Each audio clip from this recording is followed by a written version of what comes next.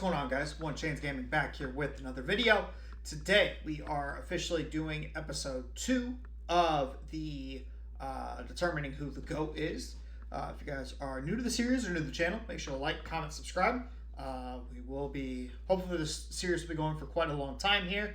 But today we are going to officially start the actual simulation process, right? So you guys met all of the draft prospects in the last video. Today we will be going through finishing up the 25-26 NBA season, determining who the champion is of that, and seeing our draft lottery and stuff like that. So again, if you guys are new, make sure to stick around and let's get right into it. Okay, guys, so we are officially in the My League. The draft class has been uploaded. We are now going to go ahead and sim the rest of the year. So just for context, I do have full control over all 30 NBA teams. I am automating all of their processes though. So trades, free agency signings, all of that will be done by the CPU. We are strictly here just to watch and simulate and determine who the NBA GOAT is, right? But let's go ahead and get through this last, we've got about a month left in the season. And then we can run through rewards, we can run through standings, playoff pictures, stuff like that, and kind of determine exactly how this playoffs is going to go. But let's go ahead and get right to it. Okay, so we have officially wrapped up the NBA season. I don't believe the games played rule is implemented into 2K right now, but we do have an MVP of Jokic, averaging almost a 30-point triple-double. Rookie of the Year went to Cooper Flag, not a surprise there. Sixth Man of the Year went to Jaime Jaquez, interesting to see that. Victor Wembanyama, of course, shocker to nobody, won Defensive Player of the Year. Most Improved Player went to Nemes Keita, a big jump from last year, so it's good to see. Tyrese Maxey, Close Player of the Year at 28 points per game at almost 40% shooting. From 3, Mark Dagnall won Coach of the Year as the Thunder win 61 games. And Nicholas Simpson also wins Executive of the Year as the Thunder won 61 games. Now, All-NBA First Team, we've got Jokic, Luka, Tyrese Maxey, SGA, and Wemby. I think maybe the Luka spot might be a little different as we approach the end of the regular season in real life. But I think other than that, this is a pretty close to correct team. Second team, we've got K, Jalen Johnson, Jaylen Brown, Jamal Murray, Donovan Mitchell. Third team, we've got Scotty Barnes, Harden, LaMelo, Julius Randle, surprisingly. Didn't expect to see that name. And Anthony Edwards. I'm a little surprised he's not a little higher. I figured Ant would be probably first or second team. Defensive Player of the Year. As you notice, it's almost all centers. Rudy Gobert. Jokic somehow got an all-defensive team vote. Not entirely sure how that happened. Chet Holmgren, Kawhi Leonard. And then you have Jalen Johnson, Amen Thompson, Bam Adebayo, Asar Thompson, Scotty Barnes. Rookie teams, you got the 2 Duke guys up top. You got VJ Edgecombe, Derek Queen, Jeremiah Fears. Interesting to see 2 Pelicans here. You have Nolan Traore came on towards the end of the year. Dylan Harper, Ace Bailey, Cedric Coward, who especially had a really good start to the year. And then Yegor Demon. Now, playoff-wise, we've got the Lakers and Suns. And then the Blazers and Clippers in the play-in out west. Out east, we have the 76ers, the Magic, the Miami Heat, and the Hornets. Let's go ahead and simulate our play-in here. So the Clippers get bounced, the Hornets get bounced, the Blazers, and then the Sixers. All right, so the East is set. So we've got Pistons, Heat, Celtics, Raptors, Cavs, Hawks, Knicks, Magic. And then out here, we've got OKC and the Lakers, Denver, Houston, Minnesota, Golden State, and then I know my face cam's covering it. But we do have, here, actually, I'll move a little bit down so you guys can see it. We do have Spurs, Suns there. So let's go ahead and we're going to simulate the first round, and we're going to see if there's any upsets or anything like that. Let's go ahead and skip through all of this really quick. Okay, so we are officially at Denver got swept by Houston. Interesting. Minnesota swept Golden State, and then the Spurs won in 5. OKC and the Lakers went to 7. I feel like that's interesting. Pistons survived the Miami Heat. The Celtics lose to the Raptors. That's interesting. The Hawks bounced the Cavs. So who knows? The Cavs might be blowing it up here come the offseason. And then we have the Knicks and the Magic. Let's go ahead and simulate the next round here. Houston got eliminated pretty early. All right, so for our conference finals, there's no real upsets here. We have 1 and 2 on both sides. We have OKC versus the Spurs. That'll be a really good matchup. And then we have Detroit and the Knicks. So a little bit of some rematches from last year. And then obviously a new budding rivalry over here in the West. As we go through this, the Knicks are out. And OKC gets upset by the Spurs. Victor Wembanyama averages almost 30 points, 15 rebounds, 36% from 3. Cade averages 33 points on 41% from 3. Wow. Okay. We're going to go ahead and simulate through this here. So Pistons win game 1. Spurs win game 2. So they split in Detroit. Pistons win game 3. The Spurs win game 4. So they split in San Antonio. Game 5. The Spurs win game 5. The San Antonio Spurs, according to 2K, are winning the NBA Finals this year, behind none other than obviously Victor Wembanyama. But, so our season is now done. We are going to go ahead and start off the offseason. This is where it gets good. All right, guys, the moment of truth is here. The moment we've all been waiting for.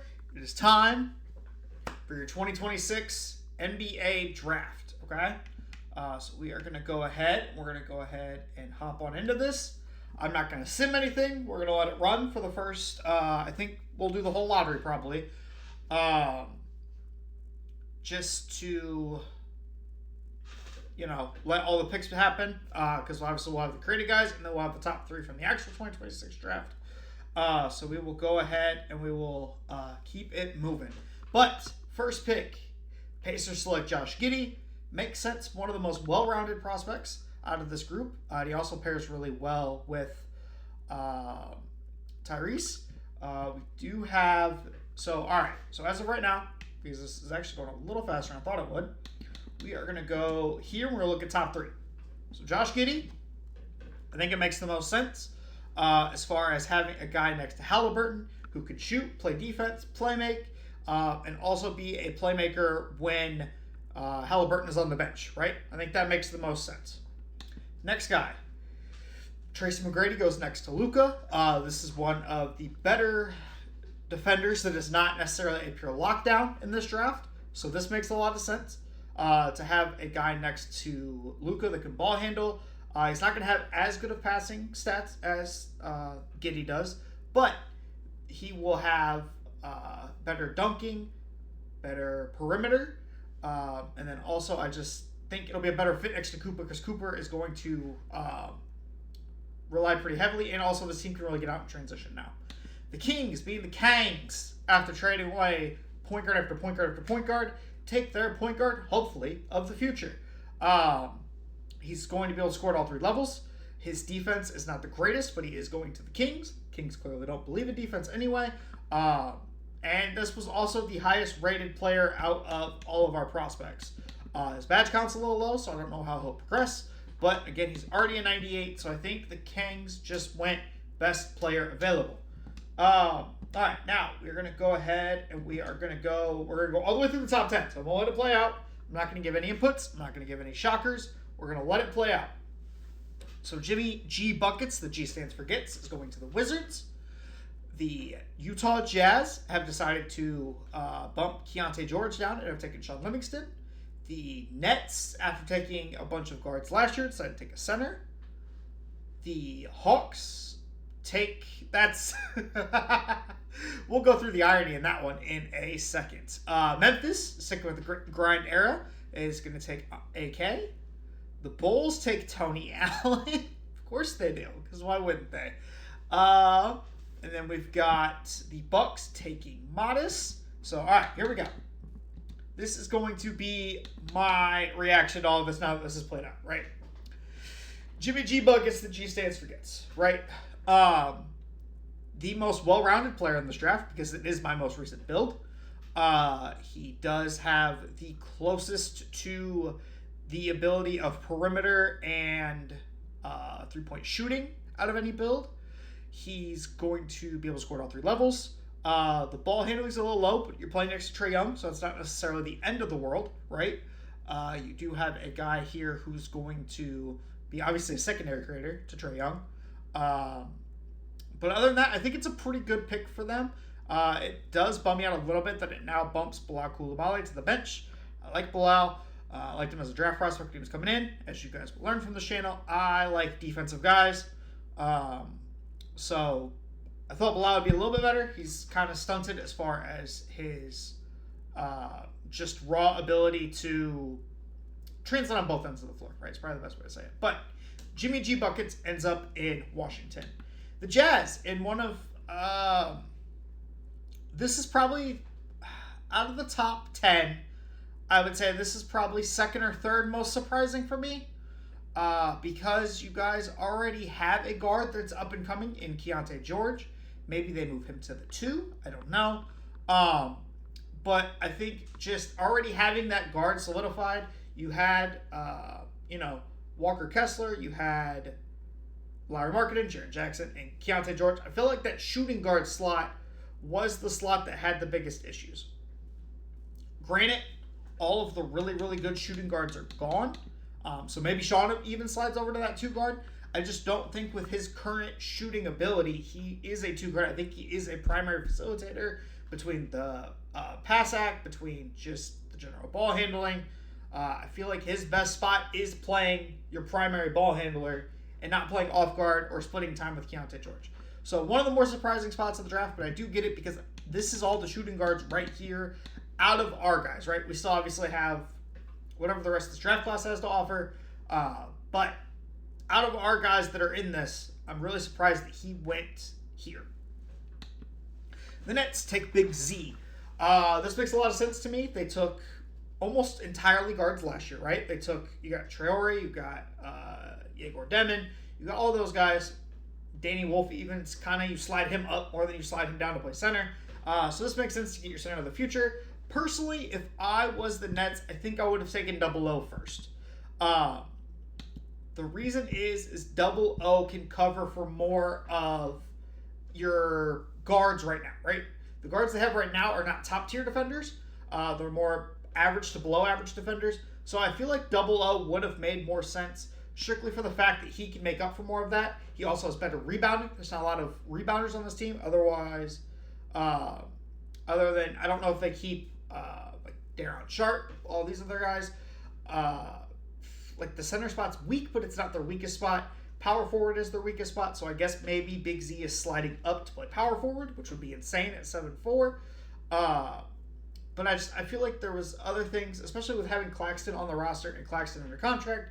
You have Michael Porter Jr. under contract. I felt like having a guy that's maybe a little more defensively versatile is probably the best way to say it, would have made more sense. This one's funny because this man already plays for the Hawks. You already have him. You just drafted a better version. Like, Double O plays for your team already. Why is he here? I fully would have expected, even with the group of guards they have doesn't make a lot of sense.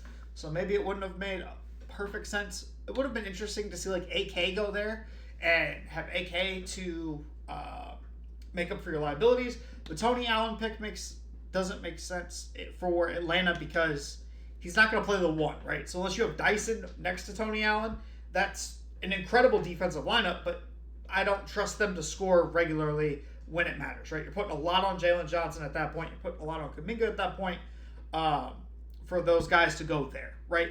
So it's ironic that this is where Double O went, but I kind of get it as it's the primary position of need. You're not going to draft a power forward. And unless you're scaling up Dyson and Ricochet, I guess you're not really drafting a small forward either. But it's just really funny to see this player that's already on the roster go to this team. Memphis, again, sticks with the physical culture. I like this idea for them. As of right now, John Morant is still on your roster, so it doesn't make sense to take a point guard, even though not really any other point guards other than the actual rookies in this class. Center would have made a little bit of sense with Zach Edey's injury issues, but unfortunately both the centers got taken off the board before them. So AK is probably the most versatile guy we have left. He's going to have the highest upside for perimeter defense. He already has 96 perimeter though, but plus he comes with steal, block, interior. He has better shooting stats as far as 3-ball goes. Better pass act. Probably handles the ball a little bit better, not much. But But I do think out of the 4 guys that were left, right, because that's where we're at this point, I do think Andrei Karolinko was probably the best player left, as long as overall-wise, right? Because he can slide to play power forward next to Zach Edey. He can slide up maybe and play a little bit of shooting guard. A lot of different options here with Memphis getting AK. The Bulls, in Bulls fashion, take a no-upside player, right? So it was between Tony Allen and Andre Roberson for who I expected to go last in this draft, because they're both my lock builds, right?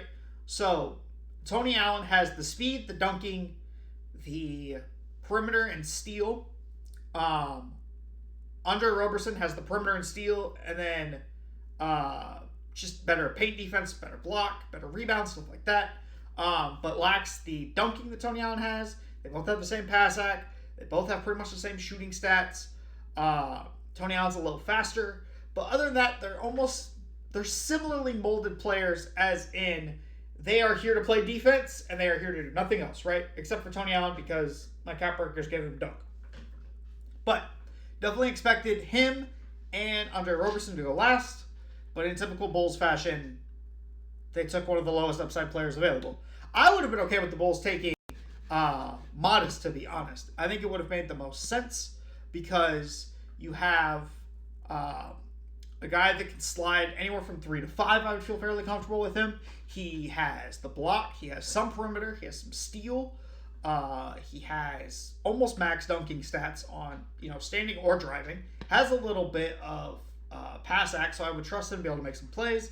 I just think out of the 3 guys that were left, Modest had the highest upside left.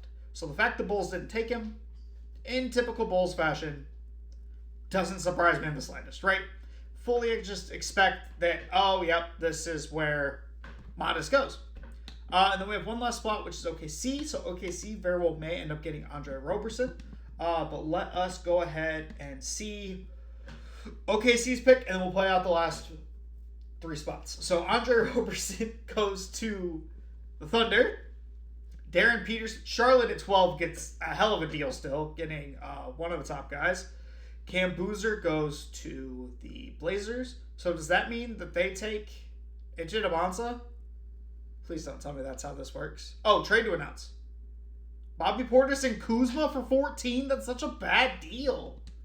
That's a horrible deal. So the Bucks get in and take Kingston Flemings. Okay, so we don't even take Ejid Avanza. You guys are doing great. You guys are doing fantastic here. Oh, hold on. Wanted to see our last draft summary here. So, the Thunder get Andre Roberson. Shocker, Andre Roberson is back in OKC.